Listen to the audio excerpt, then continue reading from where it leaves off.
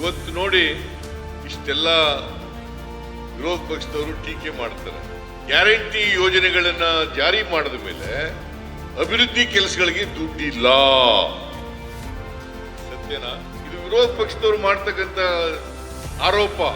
ಅಭಿವೃದ್ಧಿ ಕೆಲಸಗಳಿಗೆ ದುಡ್ಡಿಲ್ಲ. ಆಗ ದುಡ್ಡಿಲ್ಲ ಅಂತಂದ್ರೆ 120 ಕೋಟಿ ರೂಪಾಯಿ ಅಭಿವೃದ್ಧಿ ಕೆಲಸಗಳಿಗೆ ಹಾಗೆ ಶಂಕುಸ್ಥಾಪನೆ ಉದ್ಘಾಟನೆ ಆಯ್ತು. ಹೇಳಿ, ನೀವೇ ಹೇಳಿ. ಬಿಜೆಪಿಯವರು ಇದಾರಲ್ಲ, ಸುಳ್ಳೆ 100 ಸರಿ ಹೇಳ್ತಾರೆ.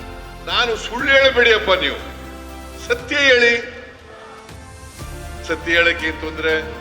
ಅದರಿಂದ ಕ್ಷೇತ್ರದ ಬಗ್ಗೆ, ಕ್ಷೇತ್ರದ ಅಭಿವೃದ್ಧಿ ಬಗ್ಗೆ, ಜನರ ಆರ್ಥಿಕ ಸಾಮಾಜಿಕ ಅಭಿವೃದ್ಧಿ ಆಗೋದ್ರ ಬಗ್ಗೆ ಯಾರಿಗೆ ಕಳಕಳಿ ಇರ್ತದೆ ಅಂಥವರು ಸಾರ್ವಜನಿಕ ಜೀವನದಲ್ಲಿ ಇರಬೇಕು, ಜನಪ್ರತಿನಿಧಿಯಾಗಿ ಇರಬೇಕು.